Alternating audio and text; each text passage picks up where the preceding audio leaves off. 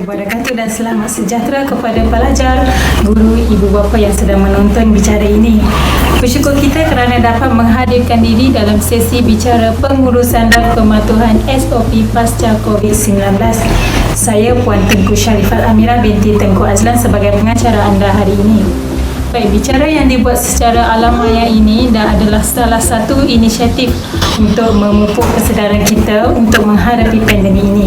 Tujuan ceramah kesedaran pematuhan ini adalah untuk mendidik para pelajar serta orang sekeliling agar sentiasa berwaspada semasa atau di luar sekolah untuk lebih berhati-hati dalam menjaga kesihatan diri.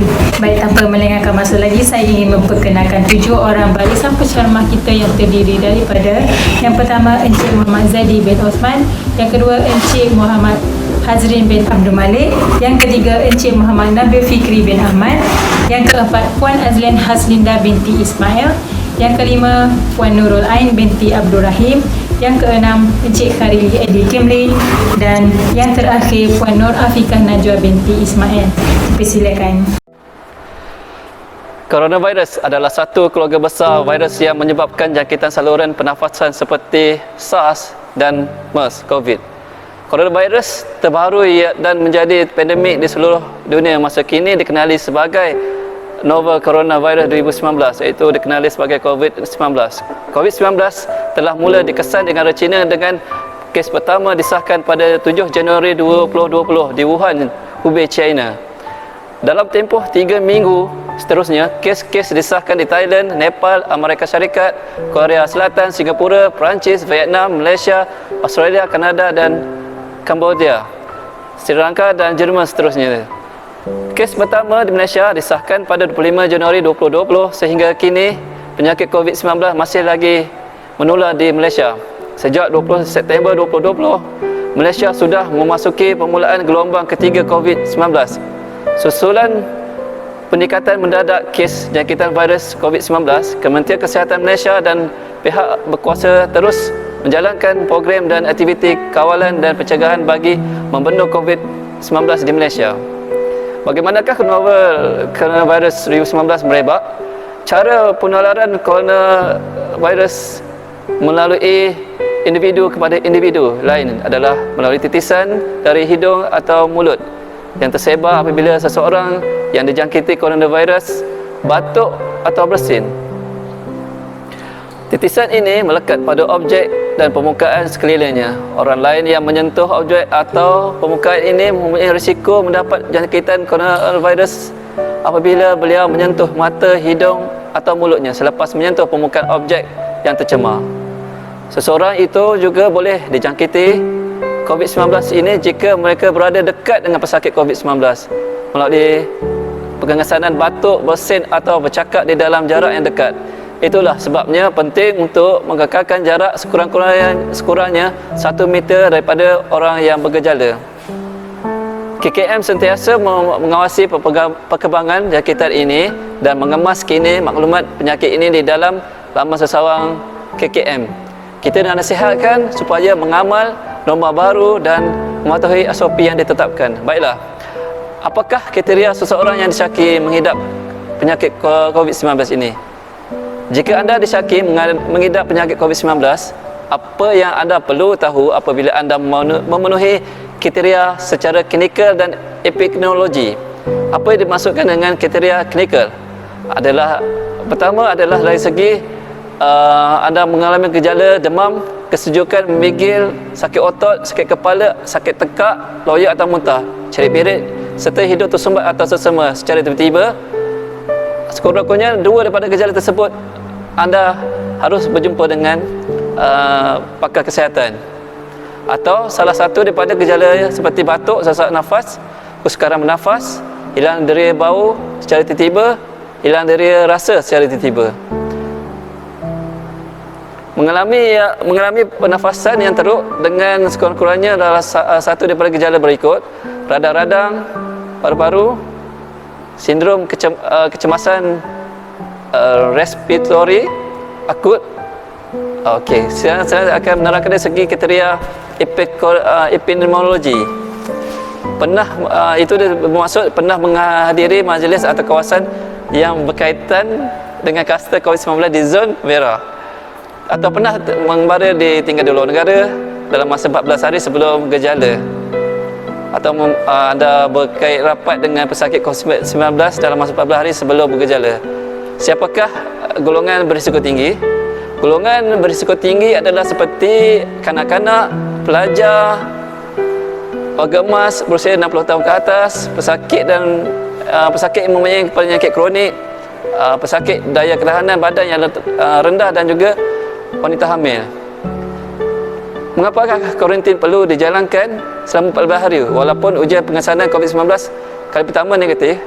Ini adalah kerana kuarantin selama 14 hari amat penting walaupun ujian pengesanan COVID-19 pertama negatif. Ini adalah kerana tempoh pengeraman virus COVID-19 adalah di antara 4 atau 5 hari sebelum 14 hari.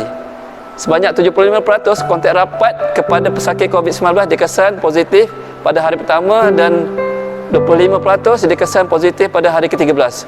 Oleh itu, adalah wajib setiap individu diarahkan kuarantin selama 14 hari bagi memutuskan rantaian wabak COVID-19 ini di Malaysia. Arahan pelepasan pengawasan pemerhatian pada hari 14 akan diberikan sekiranya ujian kali kedua iaitu pada hari ke-13 adalah negatif. Pembudayaan norma baru dalam mencegah jangkitan COVID-19. Pencegahan jangkitan COVID-19 merupakan tugas bersama. Cegah, amal, patuhi, pantau (CAPP) adalah pendekatan pembudayaan norma baru untuk mencegah penularan COVID-19. Pendekatan CAPP ini mensasarkan individu, keluarga, komuniti dalam mencegah dan mematuhi wabak COVID-19. CAPP adalah singkatan untuk C. Cegah COVID-19 dengan mendidik keluarga serta komuniti norma baru dalam kehidupan. A. Amalan. Tingkah laku baik bagi mengelakkan diri, keluarga, komuniti daripada jangkitan COVID-19. P. Patuhi SOP. Pengoperasian sektor utama negara dalam lain-lain arahan kerajaan. P. Pantau status kesihatan diri dan keluarga dan segera dapatkan rawatan jika bergejala. Lakukan saringan suhu badan dan gejala sebelum memasuki tempat kerja, institusi pendidikan, premis atau pusat jagaan seperti rumah orang tua. Langkah-langkah pencegahan jangkitan COVID-19. Setiap individu diingatkan untuk sentiasa mengamalkan langkah-langkah berikut. Amalkan tahap kebersihan diri yang tinggi setiap masa seperti kerap mencuci tangan dengan menggunakan air, sabun atau hand sanitizer, memakai penutup muka di tempat awam atau tempat bergejala, elakkan daripada mengunjungi tempat tumpuan ramai, sesak dan sempit, duduk di rumah jika tiada urusan penting di luar, sekiranya perlu keluar, pakai penutup muka, serta jarakkan diri sekurang-kurangnya 1 meter. Jangan bersalaman dan bersentuhan termasuk belaga anggota badan, sebaliknya anjur hormat.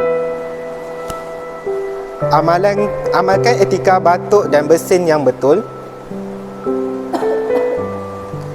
Dapatkan rawatan di fasiliti kesihatan yang berdekatan jika bergejala. Muat turun daftar dan gunakan aplikasi MySejahtera setiap kali masuk ke tempat kerja.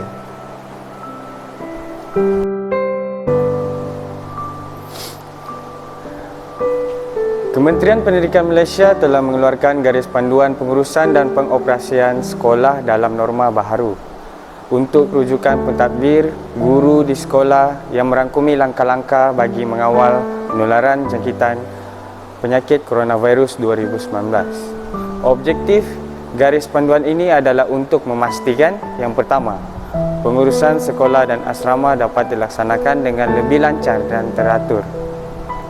Yang kedua, keselamatan dan kesihatan murid, guru dan warga sekolah diutamakan semasa mereka berada di sekolah dan asrama. Yang ketiga, proses pengajaran dan pembelajaran dilaksanakan dalam keadaan selamat. Dan yang keempat, pentaksiran pusat dan peperiksaan awam dapat dilaksanakan dengan lebih teratur dan lancar. Antara panduan ini disediakan bagi memastikan penjagaan kesihatan dan keselamatan adalah berdasarkan prinsip yang berikut. Diminta untuk menjarakan sosial.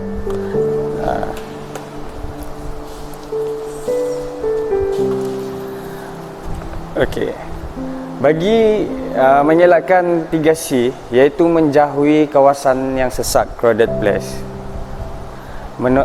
mengelak kawasan sempit, confined space, dan mengelak bercakap atau bersembang dengan jarak yang dekat, close conversation.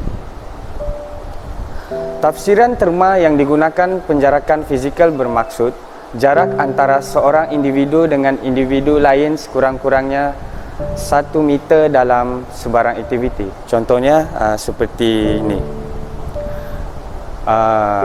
Selain itu, bergejala bermaksud simptom awal COVID-19, iaitu sama ada mengalami demam, suhu badan 37.5 darjah Celsius dan ke atas. Selain pada itu, batuk, selesma, sakit tekak atau sesak nafas. Amalkan prinsip 3W, iaitu yang pertama, wash, wear dan warn. Yang pertama, kita haruslah mencuci tangan dengan menggunakan air yang bersih dan juga sabun.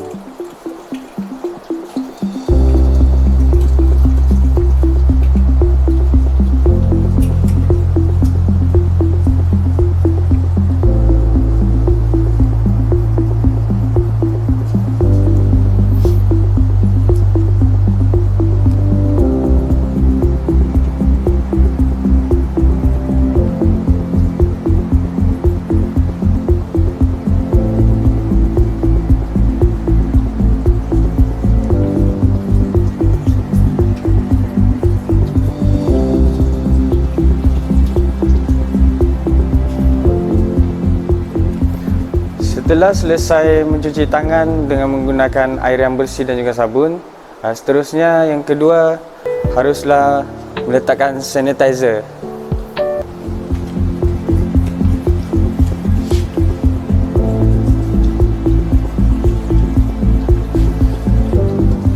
Seterusnya yang ketiga pula, ini adalah contoh untuk memakai pelitup muka. Dan amaran daripada Kementerian Kesihatan Malaysia KKM berkonsepkan peringatan, warn, termasuk penjarakan fizikal serta tidak bersalaman. Penjagaan kesihatan dan amalan penjarakan fizikal adalah amat penting dalam pengurusan sekolah bagi mengelakkan penularan jangkitan COVID-19 di kalangan murid, guru dan warga sekolah.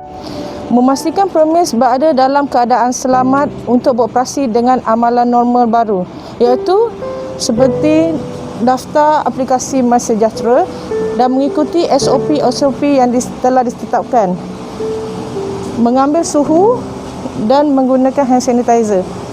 Situasi adalah seperti berikut.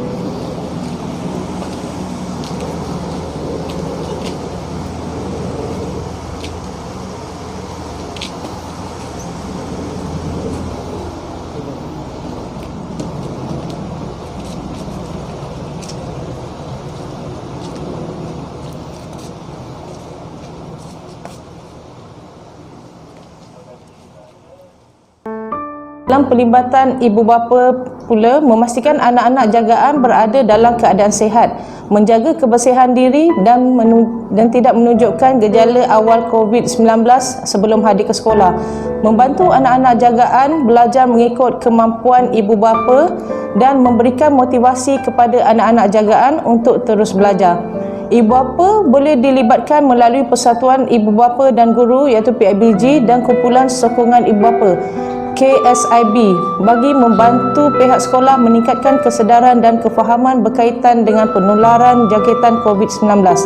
Memberi kesedaran kepada anak-anak jagaan tentang penjarakan fizikal sebelum, semasa dan selepas menaiki kenderaan.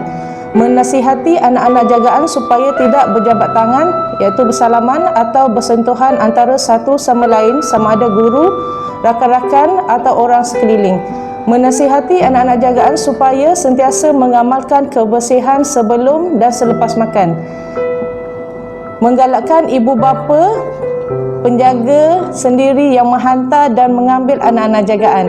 Menyarankan ibu bapa penjaga menyediakan makanan dan minuman dari rumah untuk anak-anak jagaan bagi mengurangkan pergerakan dan kesesakan di kantin. Memastikan anak-anak jagaan mengambil sarapan yang bersesuaian sebelum hadir ke sekolah. Menasihati anak-anak jagaan agar tidak berkongsi makanan, minuman dengan murid lain dan menjaga kebersihan dan keselamatan anak-anak jagaan sebelum dan selepas pulang dari sekolah dengan kerap membasuh tangan dan mandi. Membantu pihak sekolah membuat tanda penjarakan fizikal dan mengawal pergerakan murid semasa datang, rehat, balik serta mengikut keperluan pihak sekolah, dan membantu pihak sekolah menyediakan pensanitasi tangan dan alat pengimbas suhu badan untuk kegunaan pihak sekolah jika mampu dan keperluan. Keselamatan murid, guru dan kaki tangan.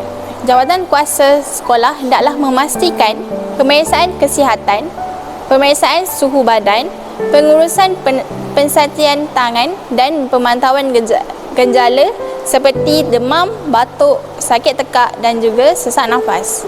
Sekiranya terdapat murid, guru atau kaki tangan yang bergejala, mereka hendaklah diasingkan dan diuruskan perjalanan mereka untuk balik ke rumah dengan keadaan yang segera.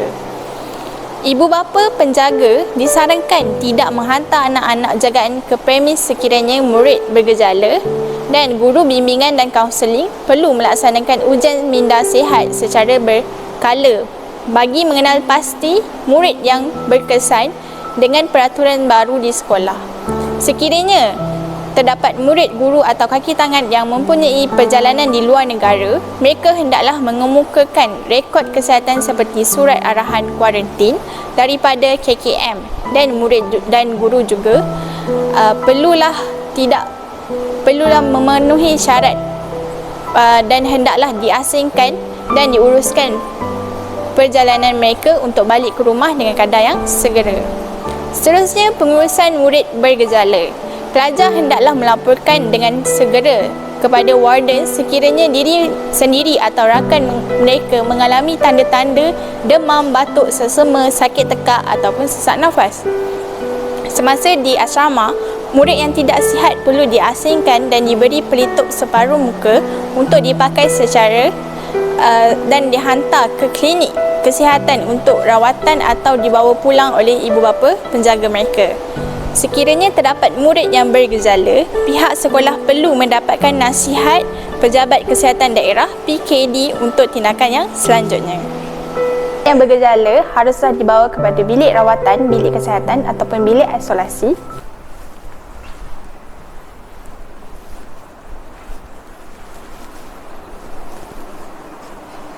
Seterusnya, pelajar yang mendapati simptom perlulah diberitahu kepada ibu bapa penjaga mereka dan mendapatkan rawatan dengan keadaan segera. Pengurusan asrama sekolah. Pelajar yang sihat sahaja dibenarkan kembali ke asrama. Sekiranya tidak sihat, mereka hendaklah mendapatkan rawatan doktor dan disahkan sihat sebelum bersedia untuk balik ke asrama. Saringan kesihatan dilakukan semasa pendaftaran masuk ke asrama. Murid yang didapati mempunyai suhu badan 37.5 darjah Celsius dan ke atas atau bergejala perlu diasingkan di bilik kesihatan atau sihat. Diberikan pelitup separuh muka untuk dipakai dan dihantar ke klinik kesihatan untuk rawatan atau dibawa pulang oleh ibu bapa atau penjaga. Pihak sekolah sebelum murid masuk ke asrama adalah susunan tempat duduk kelas persediaan pred ditandakan dengan jarak sekurang-kurangnya 1 meter. Makluman dan peringatan berkaitan dengan penjarakan fizikal adalah kalangan murid perlu dilaksanakan sebelum murid pulang dari sekolah dan ketika murid berada di asrama. Alat pengimbas suhu badan perlu disediakan di asrama. Aktiviti berkumpulan dengan kalangan pelajar di asrama dibenarkan dengan mengambil kira penjarakan fizikal, kapasiti ruang tempat dan keselamatan pelajar. Dan jadual petugas kepada semua guru secara bergiliran disediakan bagi memastikan penjarakan fizikal dipatuhi. Pengurusan Dewan Makan Asrama. Jadual pergiliran waktu makan disediakan di Dewan Makan sekiranya perlu. Tempat beratur dan kedudukan tempat makan Dewan Makan diletakkan penanda bagi penjarakan fizikal. Contoh, 1 meter untuk beratur semasa mengambil makanan dan menghantar dulang makanan di Dewan Makan Asrama. Dan tanda tempat duduk dan penjarakan fizikal semasa waktu makan. Makanan boleh disajikan secara bufet, hidangan individu ataupun berbungkus. Makanan Dewan Makan, para musaji sahaja dibenarkan untuk mencedok makanan. Pekerja Dewan Makan musaji mesti memakai pelitup separuh muka dan sarung tangan semasa persediaan dan penghidangan sajian. Penggunaan sketing di meja makan tidak dibenarkan. Pengurusan peperiksaan. Bagi calon sekolah yang menunjukkan simptom bergejala, pihak sekolah perlu menghubungi pejabat kesihatan daerah PKD bagi mendapatkan nasihat dan tindakan selanjutnya. Pihak sekolah juga perlu memaklumkan kepada ibu bapa ataupun penjaga calon perlu ditempatkan di bilik peperiksaan khas dan dibekalkan dengan pelitup separuh muka. Bagi calon peserta sendirian yang menunjukkan simptom bergejala, Ketua Pengawas Peperiksaan perlu menghubungi Pejabat Kesihatan Daerah PKD bagi mendapatkan nasihat dan tindakan selanjutnya. Calon perlu ditempatkan di bilik peperiksaan khas dan dibekalkan dengan pelitup separuh muka. Ketua Pengawas Peperiksaan hendaklah memastikan calon tidak ada kontak dengan mana-mana calon ataupun petugas atau warga. Memastikan pengawas peperiksaan dibekalkan dengan pelitup muka separuh muka, sarung tangan, pakai buang dan pentesisan tangan. Memastikan susunan meja mesti berada dalam jarak 2 meter atau lebih antara sisi meja. Memastikan penjarakan fizikal keselamatan dan kebersihan diberikan keutamaan. Memastikan bilik peperiksaan khas disanitize selepas tamat sesi peperiksaan pada setiap hari. Sekiranya PKD membenarkan calon yang menunjukkan simptom bergejala menduduki peperiksaan di pusat peperiksaan, Ketua Pengawas Peperiksaan hendaklah mengambil tindakan seperti berikut. Memastikan bilik peperiksaan khas disanitize selepas tamat sesi peperiksaan pada setiap hari. Semua sedia maklum bahawa peperiksaan awam CJ Pelajaran Malaysia atau SPM pada tahun ini dilanjutkan tarikhnya kepada 22 Februari 2021 akibat gelombang ketiga penularan COVID-19 di Malaysia. Pada masa sama, sekolah ditutup bagi memastikan wabak ini dapat dikawal dengan baik, tetapi proses pembelajaran dan pengajaran di rumah tetap diteruskan. Kementerian Pendidikan Malaysia atau KPM sudah merangka prosedur operasi standard atau SOP pasca COVID-19 yang perlu dipatuhi oleh setiap sekolah apabila ianya dibuka. Cabaran besar kepada KPM supaya memastikan semua pelajar mematuhi SOP yang ditetapkan supaya keselamatan dan kesihatan tidak terjejas ketika di sekolah. Setiap sekolah yang diarahkan beroperasi perlu bersiap sedia menyediakan semua peralatan keselamatan dan pengetahuan berkaitan cara menghindarkan daripada penularan wabak COVID-19. Orang dewasa pun terkesan, apatah lagi golongan itu yang memerlukan sokongan moral daripada ibu bapa baik dari aspek pembelajaran maupun menyesuaikan diri dengan norma baru. Pengalaman saya berhadapan dengan remaja tingkatan 5 baru-baru ini, dia merupakan seorang pelajar pintar di sekolah. Sewaktu awal tahun, dia sungguh bersemangat untuk menghadapi peperiksaan SPM termasuklah menyusun jadual dan kaedah belajar yang sewajarnya. Namun, dengan apa yang berlaku, ini semangatnya seakan luntur dan dia sendiri memaklumkan perkara itu kepada keluarganya. Walaupun SPM ditangguhkan pada awal tahun hadapan, tetapi dengan jumlah kes COVID-19 yang saban hari meninggi, sebarang kemungkinan boleh berlaku. Dunia dikejutkan dengan penularan wabak COVID-19 yang menyebabkan pelbagai perkara dalam rutin seharian berubah. Bermula dengan penekanan terhadap penjagaan kebersihan sehingga ke Perintah Kawalan Pergerakan PKPB yang dikuatkuasakan oleh kebanyakan negara di dunia termasuk Malaysia. Kerajaan Malaysia telah menguatkuasakan PKP dan tidak dapat dipastikan bilakah akan tamat. Malah PKP fasa seterusnya mungkin terjadi sekiranya setiap individu tidak menyokong dan tidak akur kepada saranan kerajaan. Kerjasama daripada pelbagai pihak sangat penting bagi menyokong usaha sehubungan itu. Panduan untuk sekolah sepanjang tempoh PKP COVID-19 melalui pengurusan risiko merupakan salah satu elemen utama yang perlu dititik beratkan bagi mana-mana sekolah atau organisasi yang terkesan. Setiap pemimpin dalam sesebuah sekolah atau organisasi perlu untuk mengetahui dan mengambil strategi pengurusan risiko agar dapat terus dilaksanakan dalam satu budaya kerja yang baru. Dalam menghadapi sesuatu krisis, pemimpin secara bersepadu bersama warga sekolah atau organisasi perlu menetapkan hala tuju dan mengawal risiko atau risk management principle and guideline. Pemimpin sekolah atau organisasi perlu mempunyai keupayaan dalam menganalisis risiko, memberi fokus kepada penilaian ke atas kebarangkalian sesuatu peristiwa atau kejadian itu berlaku, kesan atau impak kepada sesuatu peristiwa atau kejadian terhadap organisasi secara umumnya, pengurusan risiko seperti mengenal pasti ancaman dan kelemahan utama terhadap sekolah atau organisasi, menganalisa apakah fungsi organisasi yang kritikal dari segi pengoperasian, mengenal pasti sumber-sumber yang diperlukan untuk melindungi fungsi sekolah atau organisasi yang kritikal, menubuhkan pasukan pengurusan krisis dan melantik individu tertentu dalam pengurusan berkenaan bagi bertanggungjawab terhadap aspek komunikasi di sekolah atau organisasi.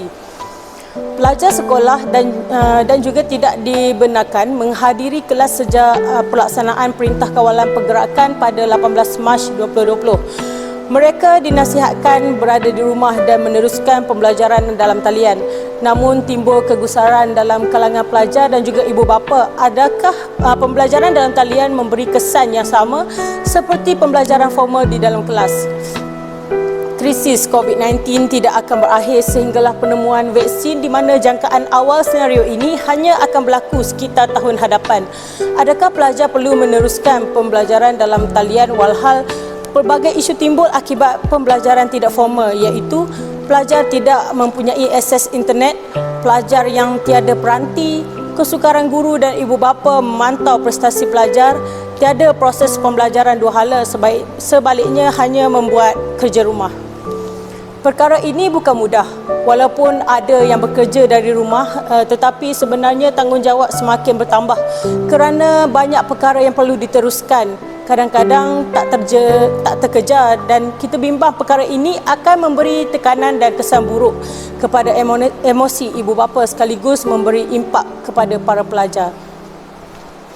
Saranan saya, ibu bapa, cubalah buat sekadar yang termampu kerana tidak semua boleh mengikuti setiap tugasan yang diberikan oleh guru. Kaedah agihan tugasan secara dalam talian kepada murid-murid mungkin boleh diperhalusi agar lebih fleksibel dengan masa ibu bapa. Ibu bapa jangan stres kerana belajar merupakan proses berperanjangan. Ada yang boleh kita lakukan ialah perlu bijak mengatur dan menyusun jadual belajar mereka mengikut keutamaan. Sebagai contoh, jika anak di tahun 1 dan masih tidak pandai membaca, jadi fokus kepada aspek itu sudah memadai supaya mereka boleh membaca dengan lancar. Tindakan ibu bapa yang memberi gadget dan membenarkan anak-anak bermain game secara dalam talian bagi membolehkan mereka berinteraksi bersama rakan-rakan dan mengelakkan rasa bosan apabila terpaksa terperuk di rumah. Dia berkata ia perlu dipantau dan diseimbangkan dengan aktiviti riadah lain seperti senaman, bercucuk tanam, aktiviti kraft dan sebagainya. Ramai yang menghabiskan masa dengan gadget ataupun bermain game sekaligus membuatkan mereka lupa yang mereka perlu berkurung di rumah. Ada ibu bapa yang bagi anak-anak bermain game kerana mereka merasakan anak-anak itu lebih gembira dan boleh bersosial walaupun secara maya. Namun tidak boleh dibiarkan mereka berseharian asyik dengan gadget dan game. Kesihatan mata, fizikal dan mental perlu dijaga. Disebabkan itu, perlu ada jadual khas untuk aktiviti yang dijalankan anak-anak sepanjang bercuti di rumah. Alhamdulillah, semoga setiap perkongsian yang kita dengar tadi dapat kita jadikan panduan kepada semua pelajar termasuk guru-guru dan juga ibu bapa. Diharapkan para pelajar semua dapat mematuhi dan memahami situasi yang kita alami sekarang. Sebelum kita tamatkan sesi ini, saya ingin mengucapkan ribuan terima kasih kepada barisan penceramah dan yang terlibat secara langsung atau tidak secara langsung. Akhir kata daripada saya, jaga diri, #kita jaga kita. Sekian, terima kasih.